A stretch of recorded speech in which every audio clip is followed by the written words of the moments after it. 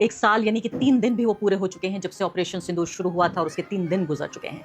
इस बीच एक ऐसी खबर जिस पर बहुत चर्चा नहीं हुई और खबर भी इतनी खतरनाक, जिस बारे में पूरे फसाने में इसकी चर्चा नहीं हुई, वो ये कि न सिर्फ कि चीन ने अपने लड़ाकू विमान से पाकिस्तान की मदद की और हर तरह से यानी सूचना के स्तर से लेकर साइबर स्तर से लेकर हर तरह से मदद की। इसको लेकर चेमे गुइयां एक फारसी का लफ्ज है, यानी कि इधर-उधर से बात आई और इधर-उधर चली गई। तो चेमे गुइयां तो जरूर हुई लेकिन फैक्चुअल बातचीत नहीं हुई। पहली बार अब ये खबर आई है कि बाकायदा चाइना ने ये कहा है कि उसने उसके इंजीनियर्स ने जाकर बाकायदा तौर पर इन जहाज़ों को यानी कि मदद की गई, इन इंजीनियर्स के जरिए जहाज़ों को लड़ने में मदद की गई। ये एक बड़ी खबर आ रही है। इसके क्या मायने हैं भारत और पाकिस्तान के बीच, जो ये तमाम जिस तरह का तनाव, जिस तरह का पूरी मिलिट्री फाइट और वो सब कुछ हो गया। इसके अलावा चर्चा इस बात पर भी कि वेस्ट एशिया यानी ईरान की जो जंग है, वो जंग क्या खत्म हो गई? क्या अब ये मान लिया जाए कि बिना एक प्रॉपर फॉर्मल तरीके से संधि हुए, सीज फायर हुए, ये मान लिया जाए कि अब ये फसाद खत्म हो चुका है? इसके अलावा भी कई ऐसे मुद्दे हैं जिस पर चर्चा करने के लिए मेरे साथ प्रवीण साहनी जी मौजूद हैं। जाने माने सिक्योरिटी एक्सपर्ट हैं, पूरे मैं कहूँगी साउथ एशिया में उनकी शोहरत है, उनका चर्चा है, फोर्स मैगजीन के एडिटर हैं और न सिर्फ कि उनके लिखे को लोग पढ़ते हैं बल्कि उनके वीडियोस भी लाखों की तादाद में लोग देखते हैं। बहुत बहुत शुक्रिया सानी जी सबसे पहले तो आने के लिए, इस चर्चा में भाग लेने के लिए। ये खबर जो मैं कह रही हूँ कि एक कॉलम में, मैं तो राजनीतिक पॉलिटिकल जर्नलिस्ट हूँ, डिफेंस थोड़ा बहुत समझती हूँ, जितना डिफेंस की पॉलिटिक्स है उतना समझती हूँ, लेकिन मेरी भी आंख से ओझल हो गई ये खबर क्योंकि इस पर चर्चा ही नहीं हुई कि चीन के जो इंजीनियर्स हैं उन्होंने पाकिस्तान में आकर और ये J-10 नाम का फाइटर जेट है जिसको उड़ाने में और हम पर हमला करने में मदद की। क्या मैं सही कह रही हूँ? देखिए, ऐसा हुआ था जब ऑपरेशन सिंदूर हुआ और आप जानती हैं, दर्शक जानते हैं कि ये 6 और 7 मई को सुबह ये जंग शुरू हुई थी और एयर वॉर हुई थी।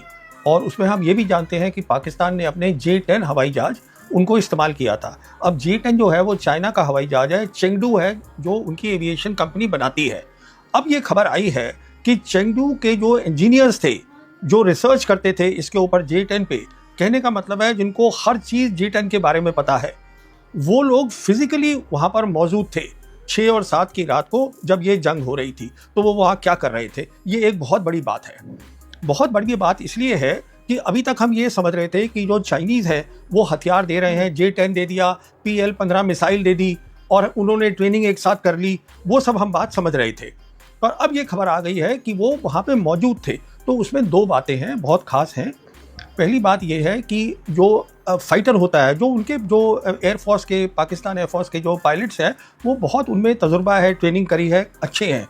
तो वो जो थे अपने J-10 को उड़ाने में फोकस कर रहे थे। जो ये इंजीनियर्स थे वो ये फोकस कर रहे थे उनके उड़ने से पहले कि उसकी ठीक मेंटेनेंस है, क्योंकि अभी रिपोर्ट आ रही है उस समय वहाँ पर जो टेम्परेचर था वो 50 डिग्री सेंटीग्रेड था।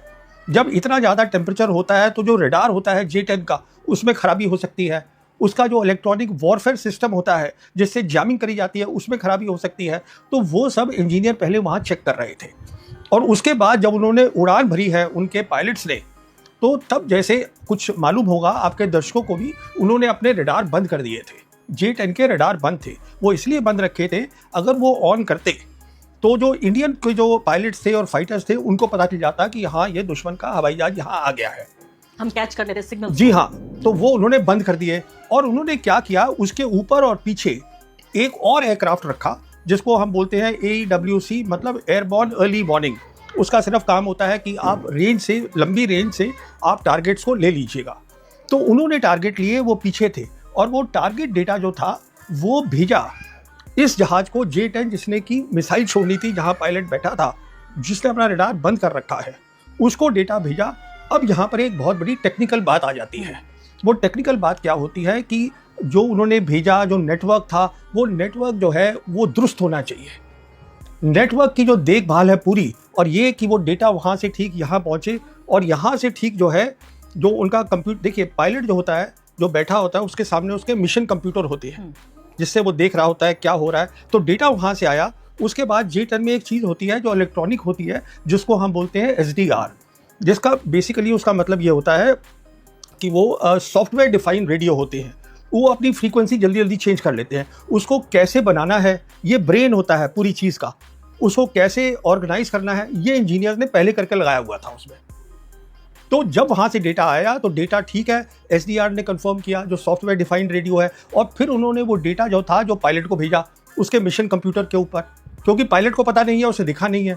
तो उसके बेसिस पे देखिए, अगर डेटा ठीक नहीं होगा और अगर डेटा रास्ते में जैम हो गया या साइबर अटैक कर दिया हमने, दुश्मन ने कर दिया, वो खराब हो सकता है। तो SDR की बहुत अहमियत होती है, उसको मेंटेन करना, उसको ठीक प्लग इन करना, और चलने से पहले और उसके बाद उसका जब मिशन कंप्यूटर पे आया जो कि डेटा दूसरे जहाज ने दिया था, उसके बेसिस पे इन्होंने PL-15 को बटन दबाया और छोड़ दी, और वो सीधा जाके टारगेट पे लग गया। टारगेट पे लगा। मैं टारगेट की बात करूंगी कि क्या है टारगेट, हमारा ही नुकसान जाहिर हुआ होगा। तो मुझे जी। बताइए, लेकिन ये हमला तो अचानक हुआ। भारत ने बताया जरूर था कि हम हमला करने जा रहे हैं, हमने ऐलान किया था कि हम ऑपरेशन सिंदूर करेंगे, लेकिन ये कोई हफ्ते भर पहले तो हमने बताया नहीं था। तो फिर ये इंजीनियर कैसे चीन से पाकिस्तान आ गए और सारी तैयारियां हो गई? ये तो लग रहा है कि हफ्ते भर की 10 दिन की तैयारी है। नहीं, हफ्ते 10 दिन की नहीं है, ये कई सालों की तैयारी है।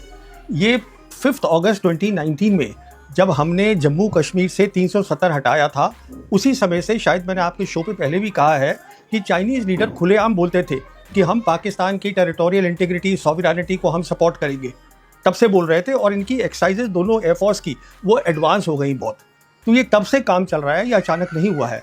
उसके बाद जब 22 अप्रैल को पहलगाम हुआ है, तो वो काफ़ी टाइम था, उसमें अंदर इनके इंजीनियर यहाँ आ गए होंगे देखने के लिए कि जो है टारगेटिंग है वो बिल्कुल ठीक हो। देखिए, इस बार सिंदूर में जो बालाकोट में हुआ था, बालाकोट में हमने पहली बार 2019 में हमने एयरफोर्स का इस्तेमाल करा था, तो पाकिस्तानी उसके लिए उनको उम्मीद नहीं थी। इस बार तो वो तैयार बैठे थे। जो सैटेलाइट्स थे चाइना के, वो उन्होंने उनको वो भी बताया कि हमारे कहाँ कहाँ एयरक्राफ्ट है।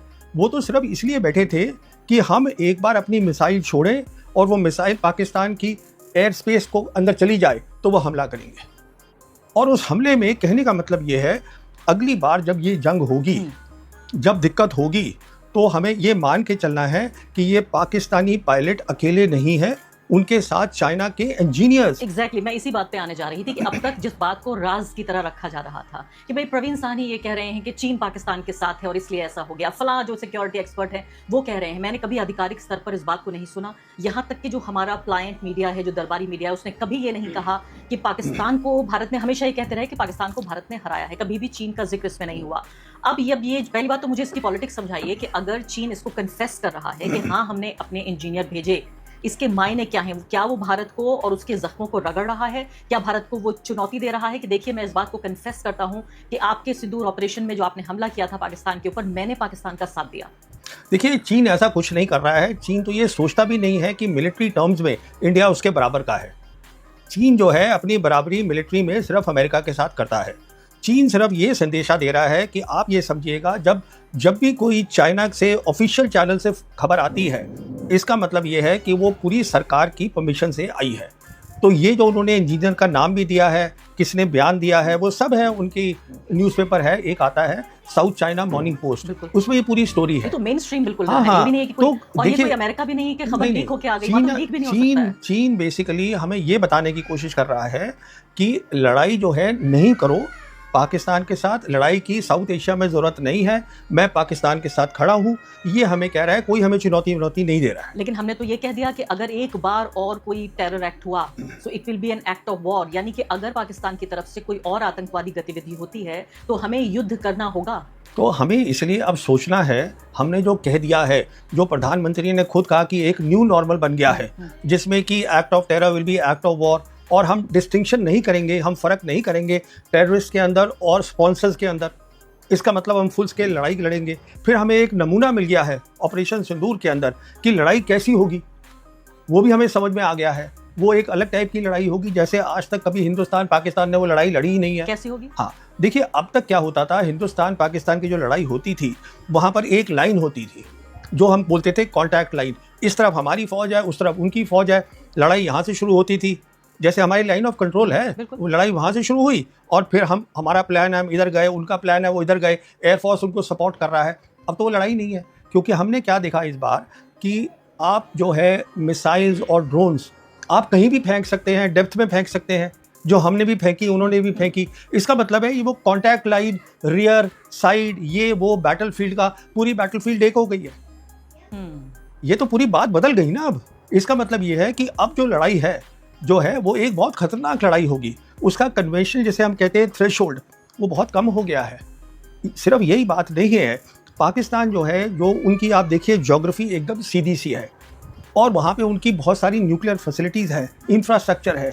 तो यानी आप ये कह रहे हैं क्योंकि भारत ने न सिर्फ के बॉर्डर पे हमला किया बल्कि जो टेररिस्ट ठिकाने जिन्हें हम कहते हैं, हमने देखा बाकायदा लाशें निकल के आई। मसूद अजहर जो हैं उनके पूरे परिवार में बहुत सारे लोगों को मार दिया गया। जहां आतंकवादी कैंप है वहां भारत ने, तो इसको तो आप बड़ी कामयाबी कहेंगे? नहीं, देखिए वो कामयाबी मैं इसलिए देखिए हमने जो किया वो एक्यूरेटली हमने टारगेट किया, अच्छी बात है। पर प्रॉब्लम ये है, हमारा प्रॉब्लम टेररिस्ट से नहीं है, हम टेररिस्ट से 1991 से लड़ रहे हैं। हमें तो स्टेट लड़ रहा है। अरे भाई, हमें तो पाकिस्तान मिलिट्री से लड़ना है ना, वो हम लड़ नहीं रहे हैं उनके साथ।